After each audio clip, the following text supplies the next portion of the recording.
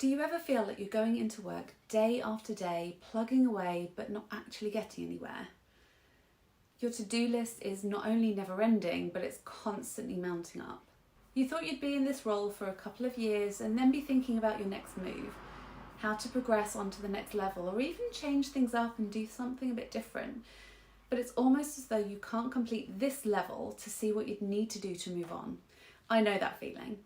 I was actually once told by a manager to just get over it and accept that my to-do list will never be complete, which as a process-driven type A, I can tell you did not go down well. I've always had so much on my plate, from so many different people, clients or projects. I literally used to be unable to focus on any one thing because there was always so much running through my head all the time. It even affected me to the point I would shut off my laptop and go for a walk and actually be concerned about my vision because I couldn't get anything into focus. Scary. If you're here with me now, you've probably experienced the same, or maybe that's what things are like for you right now.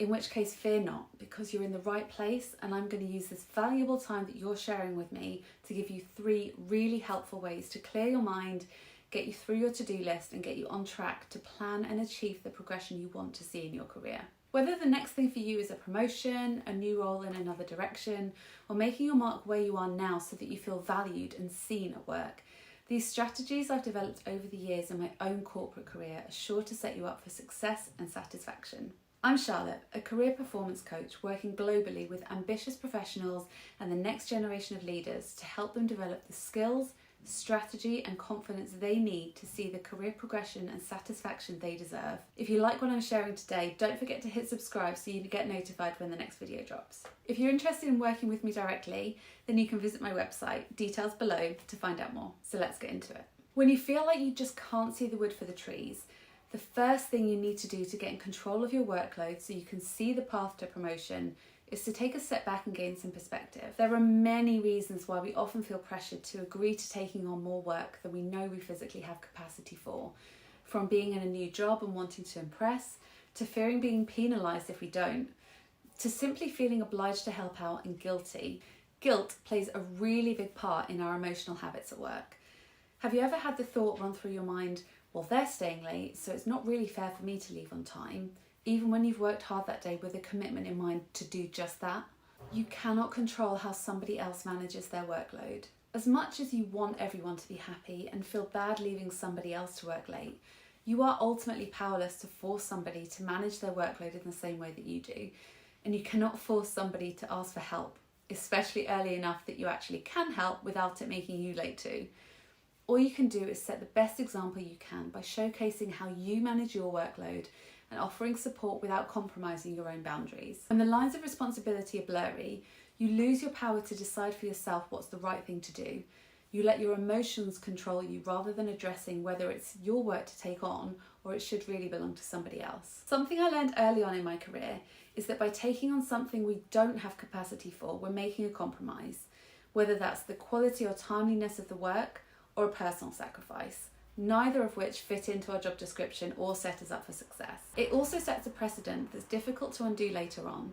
You're creating an expectation that you either have more capacity or you work faster than you actually do, are willing to take on extra work more than you are, and the wider implication is that you're demonstrating this to others who then feel a peer pressure to do the same, which might even be the reason you're taking it on in the first place. Buy yourself some time to filter the request before you commit, with simple responses like, great, I'll take a look at this and get back to you soon, or thanks for thinking of me, I'll confirm later on today, so you can get your ducks in a row and decide if the task is something you're able to take on. It's also worth considering whether it's worth your time to do so.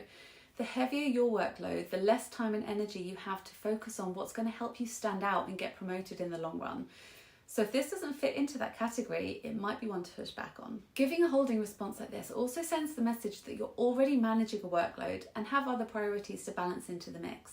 So whoever asked you might think twice before pushing something on you or assuming you can take it on next time. There's also a secret bridge between saying yes and saying no, offering support. If taking something on is going to send you over the edge and pushing back feels like the wrong thing to do, make a suggestion of somebody who would be a good fit for the task in hand and offer to dedicate a small amount of time to helping them get set up to complete it well. which also adds to your authority when it comes to talking about promotion. Here are a few checks to filter the workload you take on. Is this my job description? Will this drive my progression? Am I the best person for the job? Do I want to do it? What support can I offer? The next thing to take a look at is prioritising. One of my own mantras is imperfect action is better than perfect inaction. In this case, this means that when you procrastinate and panic over the amount of work you have to do, or sacrifice starting something entirely because you're busy perfecting the last thing, the next thing on your list isn't going to get done at all, or you're going to be there all night doing it. Assess your to-do list and prioritise things that need to be done with your 100% effort and focus, and those that just need to get out of the door. Then spend the appropriate amount of time on each. Don't waste hours perfecting the wording on a quick team announcement. Get it done and focus on that report that's going to the client. Consider what good enough is in each scenario, because that's good enough. If you're a perfectionist and the thought of good enough is sending you into a panic spiral about your next performance review, consider this. If you can do 7 out of 10 things well enough and deliver 3 out of 10 more important things over and above the expectation, that's better than doing 10 out of 10 things subpar, which is what ends up happening when you don't prioritise. Have you ever tried to do a really intense piece of work on a hangover? Or when you were up all night catching up on emails? Or when 3 people were asking you questions? Not easy, right? The better you're feeling, physically and mentally, the better prepared you are to produce good quality work in good time. When you're rested up, not rushing, with time to actually concentrate and get into a place of deep focus, that work is going to flow so much more easily, and you'll avoid mistakes that mean you have to do it again. If you rush a job or try to produce something important when you're really not feeling it, you'll end up doing it twice.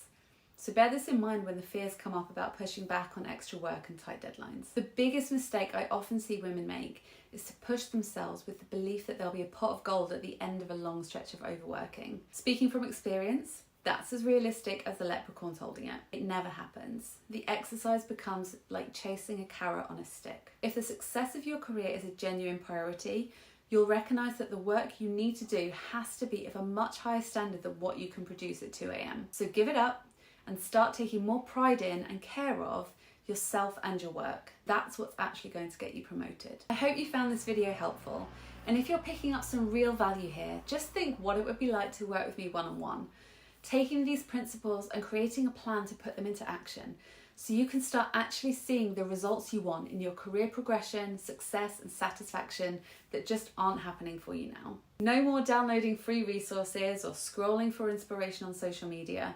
You can have a real life cheerleader in your corner to support, guide and hold you accountable to your goals so they actually become a reality. Contact me today to find out more about what kind of results we could achieve together.